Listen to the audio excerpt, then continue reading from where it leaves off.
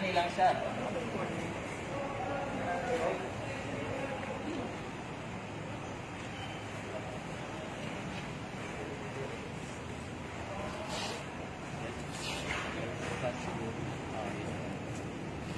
So, rapid assessment, tulo lang ang answer na. First is level 1. Then 2, level 2, or you can call it class 1, class 2, class 3, or category 1, category 2, or 3. So, gamitin lang natin level. Kung saan siyang level? So, again, these are your 3 answers lang, no? Tulo lang. Level 1. So, kung saan yung level 1? Meaning, safe or reoccupancy. Or rate occupancy.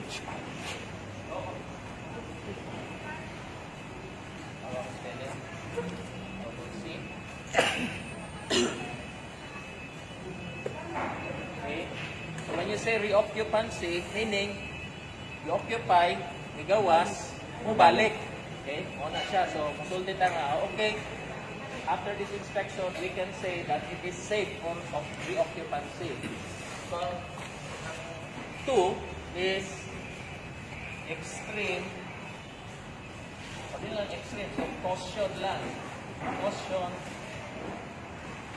extreme. So, what's a caution extreme? Meaning, it is not safe for reoccupancy to sleep, to stay, or to do your functions kung office na siya. No? If it is an office, caution ang pagpasok. So what is the reason for entering the place? So your reason for entering the place is 1, retrieval of valuables. Okay. So nabilin ba ang laptop? Naiwan ba ang make-up? Naiwan ba yung cash dito? So, that is retrieval. But you cannot go inside if ang purpose mo pagbalik is to sleep or to do your office jobs. No? So, yun siya. And second, reason for re-entering is detailed assessment. Meaning, you want to reassess the structure because little kayo imuhang time, so you will say this needs a detailed assessment. So when you say detailed assessment, magtanaw ka og plano, you have to ask for the plans and then look at the configuration of the building. But you don't do that during this initial inspection. Okay, that is another time. Okay, that means to say the building is not in danger of collapsing. Wala kay makita ng collapse, but you see so many cracks. But you have to identify what is to be assessed. And number 3 is repairs or retrofitting. Tatlo lang, no? Generally, I don't want to make it so detailed and difficult. So, sabi kayo ng caution entry, that is level 2. The results that you will give the owner is simply valuables, detailed assessment, repairs, and retrofitting. So, ano yung sabi natin? Bawal mag-operate, okay? Bawal matulog, bawal siguro mag-date-date sa loob, no? Kung ano siya, yung court na open. So, tatlo lang. Okay? At level 3, sinasabi natin sa level 3, there is already a hazard of collapse. So, ibig sabihin dito is no entry or of units. Okay? Now, as we will be talking about what are the telltale signs to look for in the inspection, then those telltale signs tell us level 1, level 2, or level 3 siya. Okay, so, by the way, no, since this is not a classroom type and you are not students here, we are just colleagues, no? Labaw lang kung isa kapaligo sa inyo, ha? So, you can interrupt and you can ask questions, but I will answer them along the way. So, do you have questions so far, Tere? Habang may pangutana, is this clear? Are we all in this together? Klaro mo siya? So, go na to ha. Kaya dapat, pag ato na to dito, kung magkutigo mo, ma-memorize na ninyo siguro sa first building, tanaw lang mo, then the second building, level 1 ni siya, level 2 ni siya, level 3 ni siya. So, mapaspas na ninyo siya mo. Okay? So, safe for occupancy, caution entry, last is no entry and off limits. Now, there are times that level 2 and level 3 will go together. Like for example, if there is a building na partially damaged siya, like for example, ang isa ka wing lang, like letter C ang building or letter L, or taas kayo sa building, the building is long, but the end part has experienced partial or total damage, but the other parts, wala siya damage. So, nakay caution entry, okay, and then ako kay no entry and off limits. Okay, in the off limits and the no entry limits, purpose ani is demolition or total or partial. So, depende karon sa sa building. Now, for those of you who are here in Davao, have you ever looked at the FB post of Ecoland 4000? Inside it, wala nakakita. Raise your hand. Okay, may from abroad. So, hindi nyo nakita yung Ecoland 4000. So, because I ran out of time to prepare for this video dito sa gawa. So anyway, yun lang wala nakita sa 4,000. So Ecoland 4,000, ang iyahang damage is nawala ang isa ka floor. This is the ground floor. Now that ground floor tells us na siya ang pinakadako of damage. Now when it has been damaged at that level 3 to siya. Okay? Level 3. So we talk with Engineer Felisata, Attorney Felisata, the City Engineer's Office, and so no entry except for demolition and total partial demolition. Now since na daw mga tao dito, so although dili sa structural na na issue, nato tinatawag na rescue. Okay, so na ay risk dito, pero as engineers, dili nato nagmuhon. It's only for these people lang. Ito mga rescuers like sila. Sila itong mag-wish lang ang mga pinabuhin. Okay?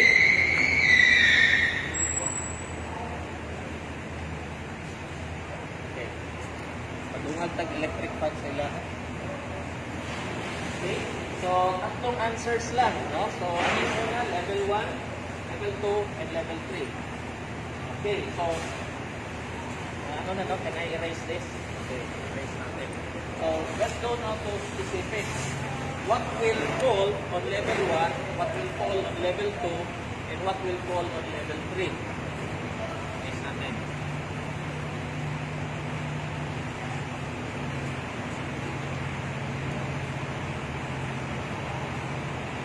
Okay. Sino ang may buildings dito na made of steel structures? Okay, steel. Steel. Okay. Sino ang may buildings na patingin nyo, gusto nyo inspect na reinforced concrete? RC. Kasi mo kamot. So, kung dili mo, wala kang sinyahan ba? So, mas taghan ng RC. So, we will talk with RC first, na reinforced concrete building. So, what do we do sa reinforced concrete building? So, if you have a building, anat man tamag, o plano. We are so used to looking at plans. So, in the Facebook nag-post nila na nag-viral daw, I don't know, I was trying to make a perspective drawing para masaktan sa layman, but because we are all engineers here, we'll draw sections and elevations na masaktan ako siya. Okay, now for example, the most common structure na damage kadaghanan are low-rise structures to mid-rise structures. Kadaghanan high-rise, wala. Yeah.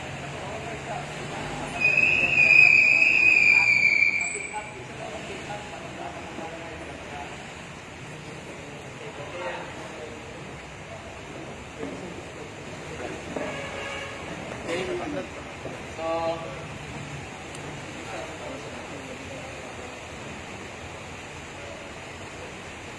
if we have a building,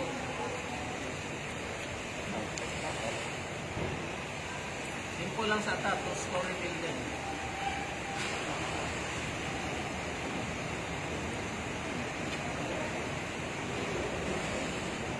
Okay, so two-story building. Now, usual, dili man yun daghan kayo ang pangutanan mga commercial, although there are many, but mas daghan tong gagmay, especially residences and commercial establishments. Now, dapat masabtan nato unsa ang formation sa cracks. How do cracks generate? Ngano siya nagka-cracks? Dili na makita na cracks cracks na siya, but we have to look at it as what caused the crack. Okay, so dapat after the 3 earthquakes that we have experienced, we have to understand how did the cracks generate, and then we will understand what it is now coming from an earthquake. Okay ba? So dapat i-relate natin sa earthquake. Now, earthquake is always manifested by ground motion. Ayog sa yuta. So, just to give us an idea, when the earthquake is, or when the structure is very close to the epicenter, like for example, people from Kitapawan, so the epicenter, the behavior of the earthquake in the epicenter starts with vertical frequency. So nasa vertical, and then it slows down to diagonal, then horizontal. So taga Davao ka, and then the epicenter is in Tulunan. So dito, Kitapawan, Pagkatapos, sa Davao. So the earthquake will be starting with the horizontal vibration, then slowly horizontal. Okay, so let's start with Davao earthquake. So there is ang kayood na atong gina-experience are more horizontal. Okay, backward, forward. So regardless kung asa direction sa earthquake. So when there is a horizontal motion on the ground, so the effect is imuhang building, so we'll just pardon a little technical walang rin. So I don't know if you still remember your mechanics. Force is equal to mass times acceleration. So kung imo nang i-imagine na siya, ang force na gina-experience mo sa imong building is if there is a ground acceleration sa ubos, okay, and then the building will be accelerated pag nag-move ni siya. Okay, I'll model this to a lollipop na double. So kung sa ako ang mass din na sa second floor, napon ko yung mass sa third floor. Okay, mass 2, mass 1, mass 3. So para masabtan na to. So just to be a little graphical, when you accelerate this, kita mo din, lihok ana, you imagine a lollipop or a pendulum. Okay, what will happen? This will be thrown in that direction. Unya, pag mubalik ni siya ana, so silang tulog, labay dito. Pagbalik niya ana, mabilin ni siya by inertia. Right? Mabilin siya, then it goes back again. Then mag-swing siya back and forth until umdang siya. Okay? Now, because of that movement, swaying niya ana, okay, you go back to your structure. Mag-sway niya siya.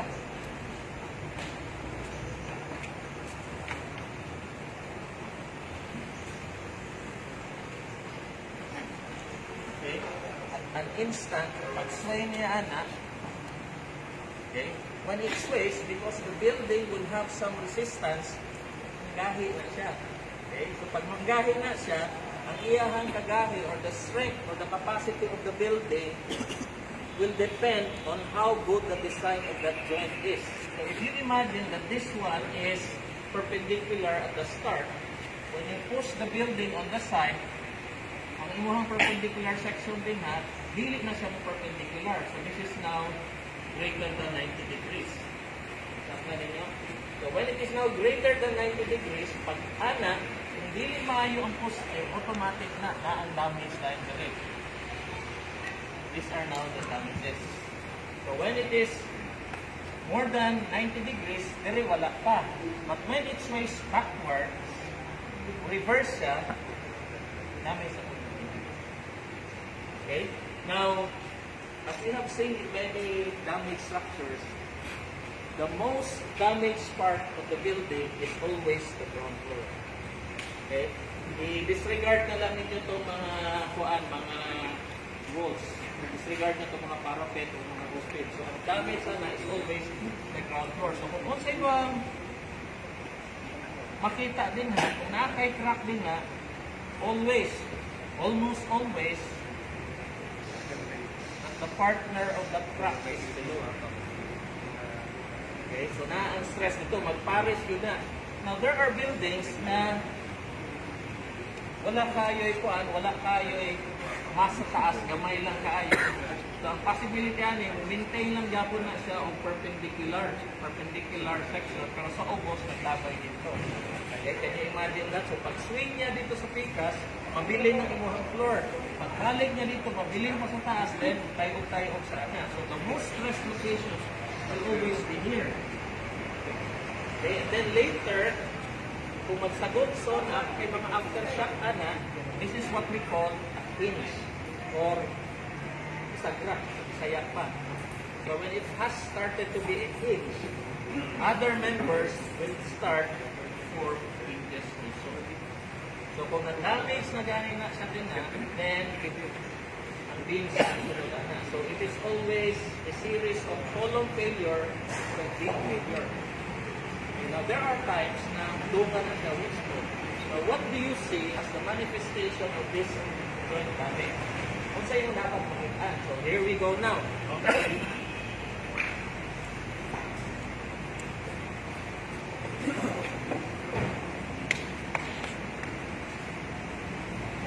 So, when we inspect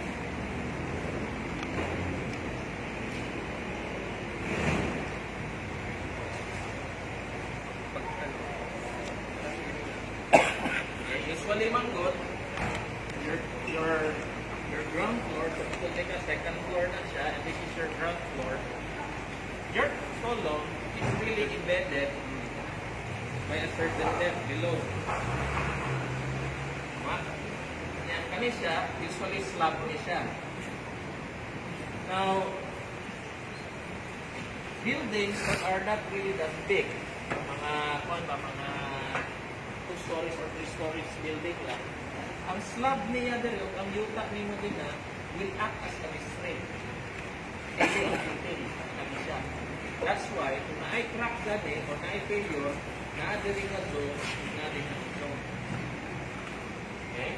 So, hindi na siya mag-start. So, what do you look at? How do you look at this damage? Using our understanding here. Ang damage, pag nag-swing siya dito, okay, pag nag-swing siya dito, tension ang galing na side. This will be under tension. This will be under compression. Okay, pag too much ang swing, or what we call the drift, ang drift nimo is too much. If the drift is too much, ang iyang manifestation, ay pinakadali makita are the walls.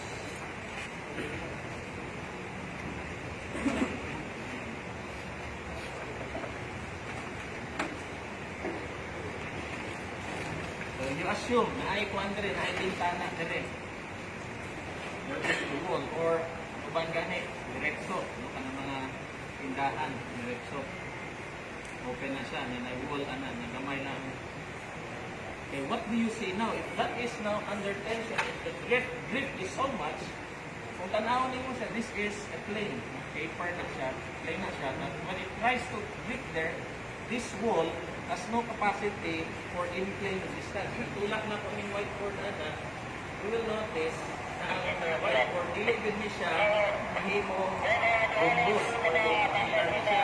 Ang iyang tendency ka na is mo out of plane siya. Gawas siya or buat to sa pikas.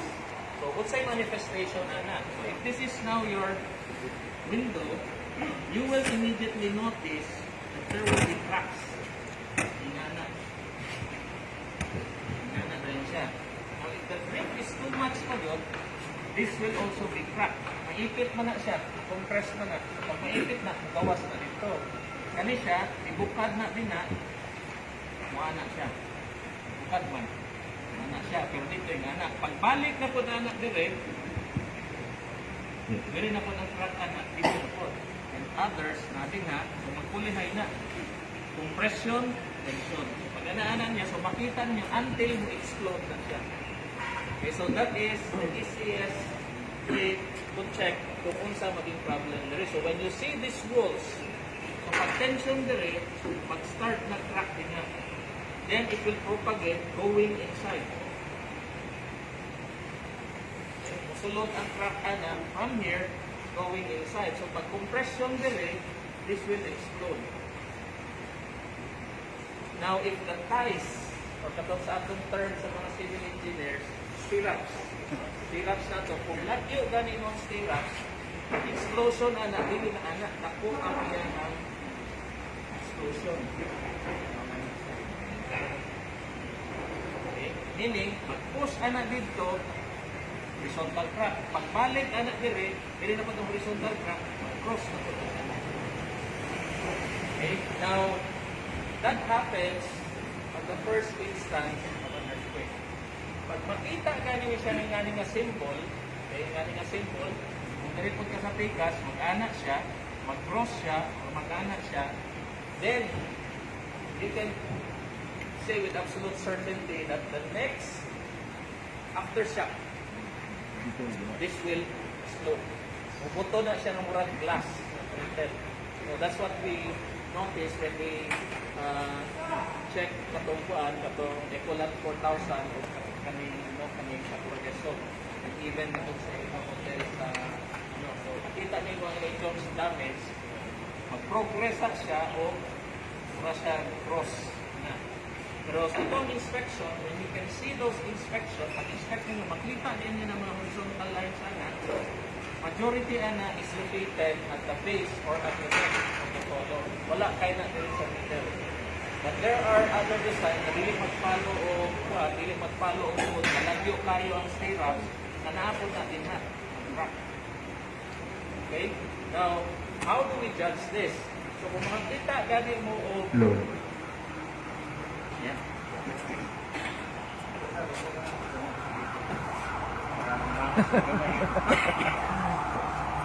Wala po ka-relax sa microphone. Okay. So, when we inspect the buildings, if you will see these telltale signs, bisan line lang, now you count how many adjacent columns. Kaya ang ginatawag nato na plastic hinging, kung natay poste makita na mag-series, just 3, tatlo lang, na naay horizontal or diagonal or crack, so kana siya, ang minimum nimo nga ihatag nga level is level 2. Okay? Kung sa itong isulti, ilan? 3 adjacent columns. So kung 4, much more. Okay? So, masultihan tayo nimo nga kani siya level 2, so extreme ang inyuhang sulod. Now, there are times also that these components here, makita na nimo ni mga bakal, stirrup. So, meaning, nag-explode na to siya. So, the next aftershock ato, mubuto na siya. So, mahulog nga level 3. Kung makita na nimo ang imuhang mga bakal. So, when the steel bars are already exposed. So, sa tawag isulti, pag expose ang steel bar, that component is level 3. Na kung tulog gani na siya, all the more, level 3, basta exposed. Okay ba yun? So, kung makita nato na, like for example, if you have a column that has a crack, nga murag dili ka sure, pintahay, engineer, na iduol sa imo ha. Engineer Mawi, Selyona, sa City Engineers. Kung sa akong himuon, naaman ni, I need dyan na crack lang ana. Okay. So, as engineers, we need to bring tools para dali, no? We request nga na kay gamay nga martilyo o moil just to remove the plasters. Okay? So, among himo dito sa sa Tidapawan National High School, kay perting daghana nga mga school, so naay story lang dito para malingaw lang tagamay, na isa ka inspector dito nga iyahang misis is a teacher sa isa ka room. So niyang isa, engineer, pwede ba agihan nato ni nga ano, agihan nato na. Kuma naman ta nagtanaw din na, okay naman na, level 2 na siya nga for detailed inspection for retrieval. Sir, hangyo lang ko sir, kaya akong misis nagtudlo ang classroom. So what we did, sige, na may mga cracks dito, among gipang til-til itong mga cracks dito. So ang nag-crack dito sa taas, pinaana man. So sa beam. So nga to, okay, kung sama na siya nga crack, so in my mind, pwede niya siya i-detail inspection, pero nihangyo man yun siya. So he requested na, sir, pwede yun na ito tanawon. So we remove this. Okay, so kanin siya, nag-bend na siya pataas, or nilabay na siya pataas, nalangkat na siya. So we just remove these plasters and all of this part, then there is no crack. Wala siya cracks dito. So, nagkinabangay ito mga teachers dito, pinukpukay sila sa plaster. Then, when we finally declared na, okay, level 1, you can reoccupy it. Ang mga teacher in tawon, perting pamalakpak, salamat, yun kayo engineer. So, you will feel that when you say that the building is safe for reoccupancy. And even if you will say na level 2 na siya, magpasalamat yapon na sila because they will ask the next question is, what are we going to do? So that is not to be answered today. No? Atong istorya lang is kailangan makadeploy dito as many engineers as possible. So, balik na ako. Level 1. So kung level 1 gani, kung makita nato nga walay mga manifestation anang mga cracks sa mga columns or even sa mga beams. Okay, mamutana mo niya. Sir, namin nakita dito nga ingana ang crack. Okay, ingana. So that is what we call shear cracks.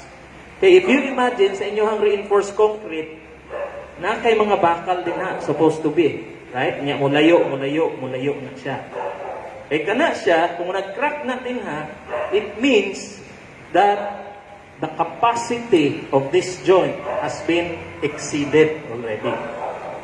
Okay? So meaning, weak na siya. Pero kung i-compare mo siya sa column, dili kayo ni problematic. Pwede pa na mo withstand if your column is still intact. Pero level 2 gihapon na siya for retrofitting, for detailed analysis and repair. So pwede na nimo ibutang sa ingana nga level. Okay ba yon? So sa ato pa, kung mag-level 1 ka, ang imog yung unang tanawon is ang column of beams. Now, pangutana mo, kung daghan na kaay mga liki ng kuan din na, what are we going to do? Okay? So mahulog siya nga level 1 gihapon provided you remove all those falling hazards. So falling hazards can be removed immediately. Like kung nakay walls. So kung matumba to siya, man to makapatay. Kung mahugmakan ka din na og wall, dili pa mahugmak ang building, man na makapatay. So these things are falling hazards if it is level 1 occupancy. So para maging safe tatanan, level 2 nimo siya ibutang. Okay, now let's look at Kidapawan doctors sa Kidapawan. Okay? So the building is structurally intact. Meaning wala siya kaayoy mga manifestation sa damage sa mga columns.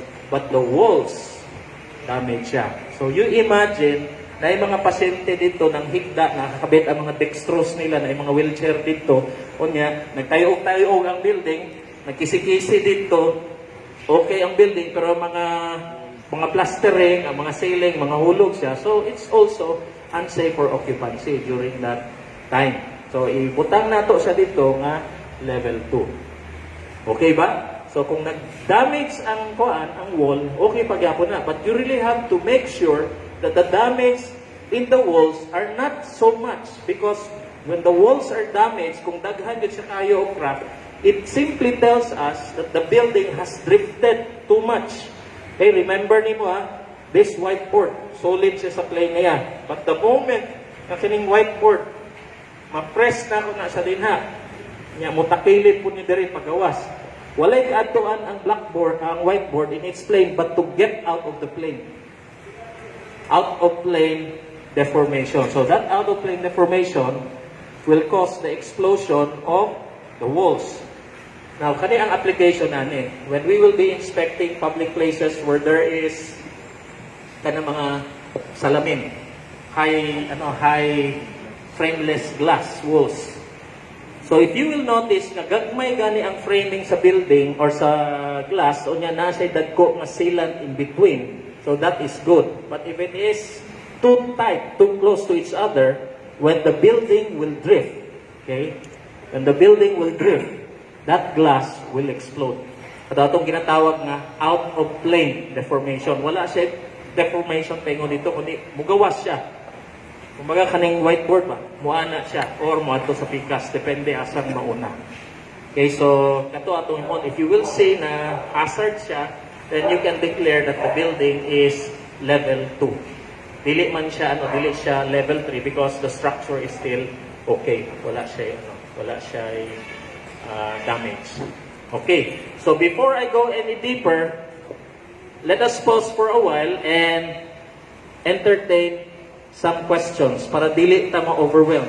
At this time, I know that there are a lot of questions floating in your minds already. And everyone is ganing, let's go na, let's go. Okay, so dili sa, kailangan well-equipped ta tanan. Anyway, we're all engineers here. Okay, question. Pangutana. Natoy nangunta. Okay. Dali, para for the benefit of everyone. Okay, base ang imong pangutana. Pangutana po na soban, naulaw lang ba? Introduce your name first and asa ka nga location. Okay. Nilbert Tabay, sir. Davao City lang. Ang kwento ba? Nami inspection, mura pong gihimo. Ito ang bulag mangod ang painting, sir. Okay. Science naman na siya, sir, para sa removal of concrete na kasi. Sa poste mong gi-inspect. Sa wall, sir, wall. Okay. Ang poste, wala problema. Okay, so that's another example na ang wall lang. Now, ang painting nga mubulaga na mura siya nagmapa-mapa, no, ingana na siya. So it can also happen sa mga poste.